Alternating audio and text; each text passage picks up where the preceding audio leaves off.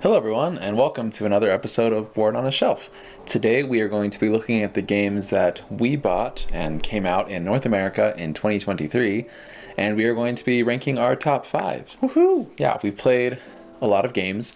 We were going to do top 10, but we figured 5 was shorter, and also, there were a lot of really good games this year. Yes, there were. The games that we played this year that came out in 2023 are Wayfarers of the South Tigris, Teletum, Barcelona, The White Castle, Earth, Waterfall Park, Mille Fiori, Feed the Kraken, Star Wars, the deck building game, Sagrada Artisans, Sea Salt and Paper, Forest Shuffle, Challengers, Planet Unknown, Marrakesh, Spots, Revive, Rolling Heights, Valbara, and Acropolis, Flamecraft, Distilled, Orichalcum. and Moonraker's Titan Edition. Yes, so those are all the games. And we're just going to get right into it, starting with my number 5. Dun, dun, dun. All right.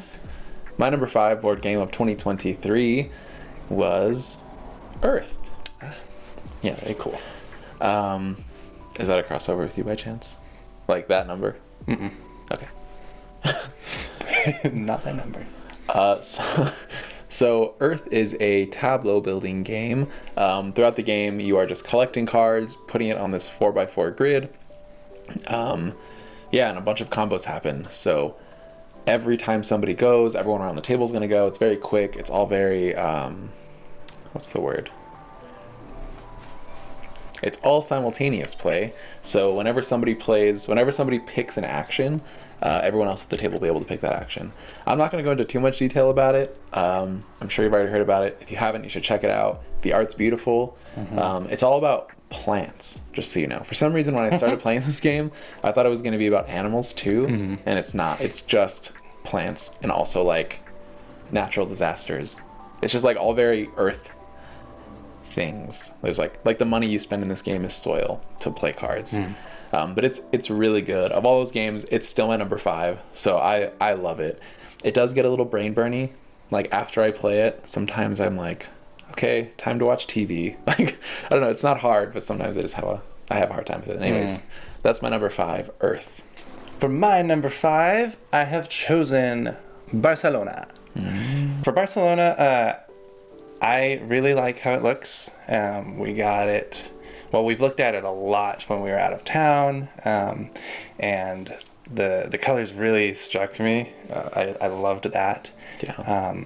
I found that the game isn't overloaded with icons, and I really enjoy that part. There was a great quick reference sheet that we looked at to help me remember the game, because I'm not good at remembering the game when we go back to them. I enjoyed building up our city of Barcelona as a team, but also against each other. Right, yeah, because you're building up the city, and the things you do benefit other people, but you don't want to benefit them too much, which is nice. Yeah, you gotta be careful. Yeah. But yeah, overall, I really like it, and that you can control how long or short the game is. Yeah, that can be a turnoff for some people, for sure. You control when the game ends. Not fully, but you definitely have an influence over it. So if you're like, oh, that person's winning, let me end the game faster so they can't complete whatever their plan was. Yeah, there's a lot of fun things to do on your little board that you get in front of you, and I really like how it looks towards the end of the game. Yeah. But yeah, number 5, Barcelona. Very nice. My number 4, which I really thought was going to be my number 1. I was very excited about this game. It is Sea Salt and Paper. Yeah, Sea Salt and Paper is a little card game. I've talked about it in a past video, but it's just set collection. It's best with 2 players, so it's like a 2-player travel game, really. But it's just so good. The art is really good. It's so cozy. The gameplay is fast. It's not mean, but sometimes it can be a little bit. Like, you can get a little upset with what people do, but it's never targeted mean. It's just like, I'm doing what's best for me. It's nothing against you. And I think that whole aspect of it is what makes the game so addicting, because there's that competitive nature to it while also being laid back. Part of that is like, oh, it's the luck of the draw, so you can't really blame the people that you're playing with for their meanness. Yeah, actually, that's a good point. So it is a luck of the draw game. It's just a deck of cards that you just go through until one of you calls for the end of the round, and then the round ends, and then you just play another round until somebody reaches 40 points. So as much as it is luck of the draw, there's multiple rounds, so that doesn't feel like an issue for this game. There are a lot of card games that I play where I'm like, well, I lost because I didn't get the cards I wanted to. Mm-hmm. And if that happens to you in Sea Salt and Paper, you're really, really, really unlucky because you should be playing like 4 rounds, and one of those rounds should work in your favor. Right. So that's my number 4, Sea Salt and Paper. My number 4 is a game that we've actually only played once, but it is Forest Shuffle. We looked a lot into it, and it just looked so pretty and fun. There was a certain mechanism where you're placing cards underneath another card, top, bottom, left, and right, and those are all scoring you points, and they each have their own little mini goal that you're trying to collect, whether it's set collection or pairing with another card on another tree. I was really excited to play it. I had a lot of fun, and we got it after that one play. So I am looking forward to playing it. It's right here. Possibly today. Yeah. Yeah, it's one of those games, right? I think that was what surprised me about it. It's not on my list, but it was really close. It's not on my list because I only played it once, to be honest. Right. But the fact that it made your list after one play, that's a pretty big thing, because we played a lot of these games many times. Yeah. But, I would like to share that one with other people as well. Yeah, it's a table hog. It's a little card game. We played it at Empire. It's like a local board game cafe in Albuquerque. And yeah, shout out. we played it there, and we played it on a square table, just the two of us, and it took up the whole table. Like, we were constantly shifting our cards around because of how much room it took up. That's honestly not a negative though, because it's taking up so much room because you're putting in so much work. Yeah. So you're creating this little forest. It's really good. You get really excited at the end, and you've got all your trees and. Yeah, like I was going for butterflies, so I was like who? You can just say that. I'm going for butterflies this game. Mm-hmm. It was awesome. I didn't win. Did I win? I don't think so. Oh, I think I lost. Butterflies didn't win for me. But they could have. Yeah. Just kidding. So yeah, number 4, Forest Shuffle. Check it out. Moving to number 3. My number 3. Did we play this the same day as Forest Shuffle? Maybe. My number 3 is The White Castle. We did. We did? Okay, yeah, we played it the same day.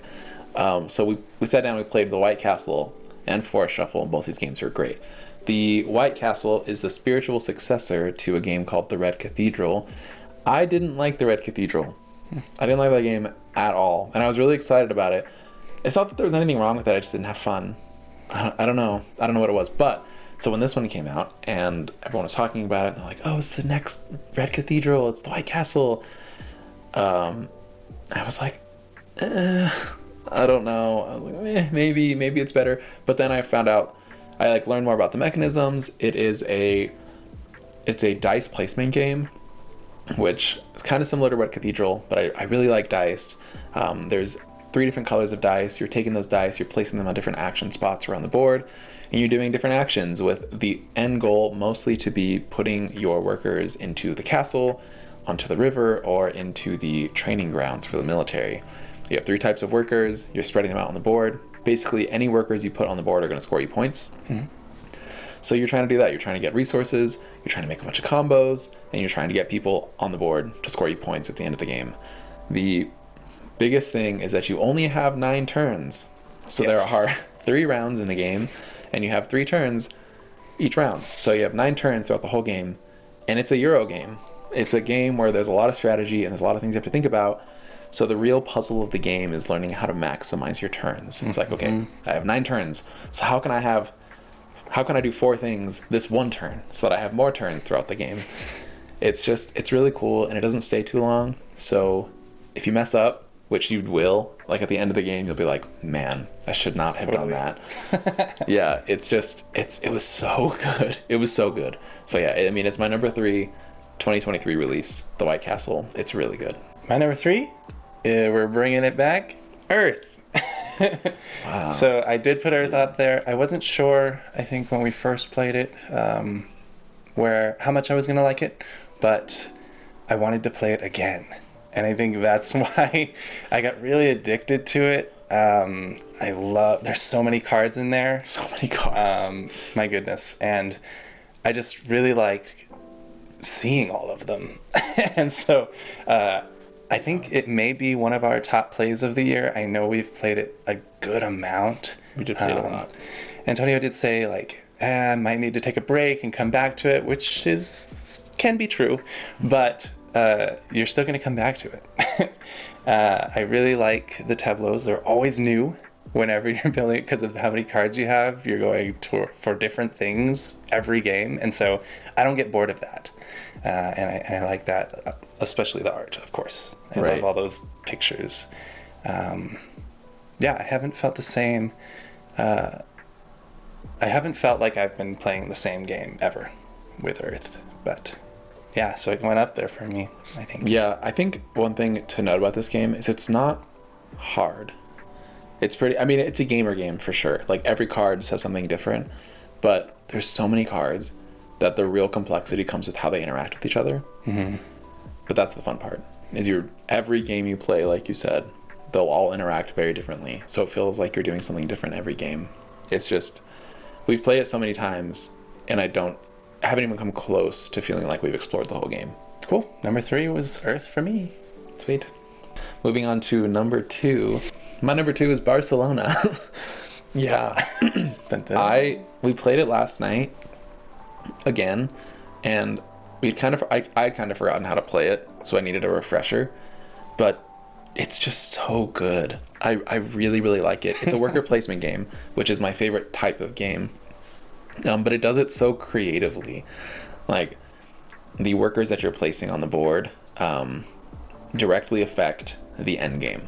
So you're placing workers on the board, and you know that there's a chance that other people are going to be able to use those workers to build buildings, which is probably the most important part of the game. Everyone's building buildings. It scores you a lot of points.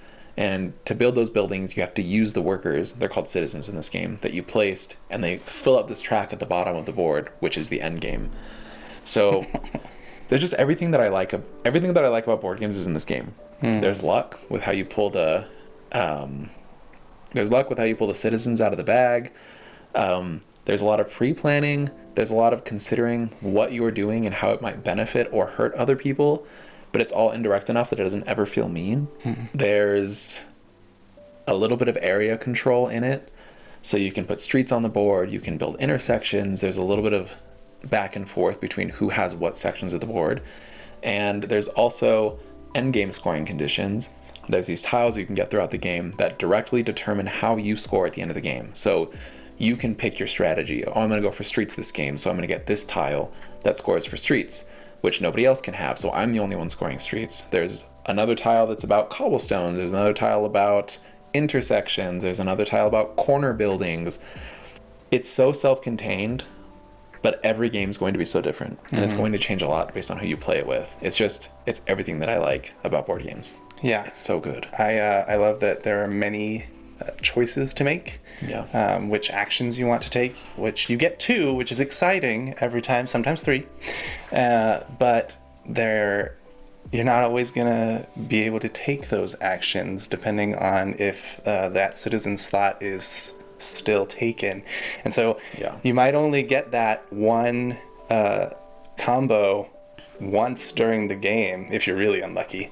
But I think towards the end of our last game, we needed cobblestone a lot, but we didn't want to go on that cobblestone street except in maybe one spot, and there was one citizen there, and you can't play there. Right. Yeah. Anybody's placed workers there, you're blocked. Yep. That is my number 2, Barcelona. My number 2 is Seesaw and Paper. Oh, nice. So I put it way up there. I rated it lower than you. That's crazy. I made a really big deal about this game. I was really happy about it. That's you were watching it for so long, and we were waiting for so many months for it to finally show up here. Yeah. We've played this one also a lot. I don't know about as much of the Earth, but probably, if not a little bit more, actually. Probably, yeah. I played it online a lot, too. That's true. Yeah. Yeah, I also played it online, but before it came here. Right. But you can play this game again and again and again. And the rules, they're so easy to remember. And it's I really like the paper artwork. I know I mentioned that Yeah, on it's a like previous video, but Ocean it's so origami cool. artwork with sand. It's cool. I really do enjoy it, and it's so fun to teach others this game. But yeah, that replayability was pretty big for me, and also being able to remember how to play it is Yeah. pretty huge for me because I don't remember rules that much. Right. I think of all the games on the list of games that we played this year, that one will be the one we played the longest, I think. Like I think there are a lot of these games, which is just sad, but true. Like eventually we'll get rid of them, you know, Yeah. but Seesaw and Paper I really feel like will be a classic for a long time. And I do like that it's not just one round and someone wins. Right. You do have to get to 40 points. And so if you do bad on one round, you still have a pretty good chance of making a comeback. That's happened in a lot of our games that we've played.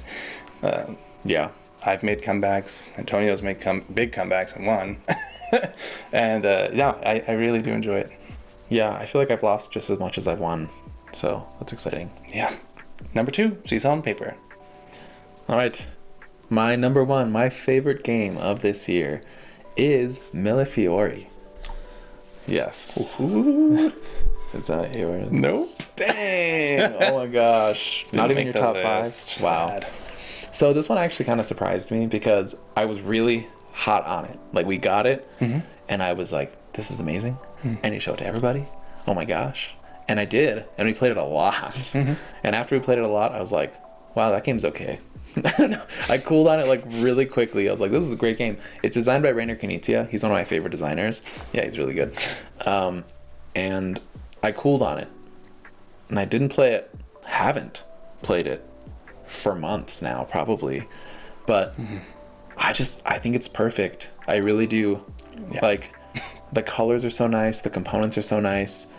It's a drafting game, so everyone has a deck of there's a deck of cards, everyone has a hand, picks one and passes it. And then in turn order, you play those cards and you put one of your little glass pieces on the board correlating to the spot of the card you played. The thing you have to teach people is how each section scores. So there's a section at the top of the board where you're trying to place all of your diamonds touching each other, and they just compound points. It's a point salad game, so everything you do gets you points. The scores are like in the 300s. So it's like you're just getting a ton of points. And even if you lose, you're like, I lost, but I got 270 points. Right. You know, it's okay. It's so good for families. It's so good for a quick game with friends. We even had a friend, Canyon, who played it once and asked to play it again, which doesn't really happen a lot. Yeah, I'll agree. It's a perfect game. There's nothing wrong with it whatsoever. Yeah, the game can be pretty mean, Yeah. but there's so many options to get points that it's never that mean. Yeah. It's like, I guess that's one of my favorite aspects of a game. But yeah, that's my number one, Millefiori. My number 1 has been mentioned. The White Castle is up there. I did put it as my number 1. Dang. And I will tell you why. Yeah. I want to know why. I mean, it was my number 3, so I know, but like... So the reason it's all the way up there is because it is a tight game. Like we said, 9 rounds.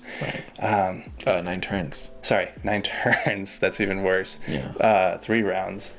But it's not stressful. I don't find it to be stressful. There's a lot of choices, but I don't find it to be stressful. And because it's only 9 turns, it feels quick and it's over. You know, you don't have time to like stress out because you're making these choices and it's like, oh, the game's done.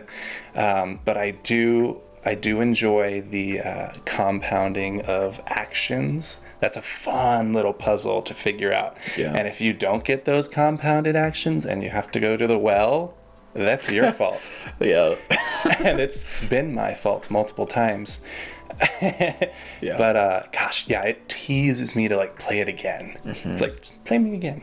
You played 9 turns. You can play another 9. Right. But I do like the little components in there, the little bridges, the wooden pieces. They're fun. They're really nice, and the artwork is beautiful. It's something to stare at.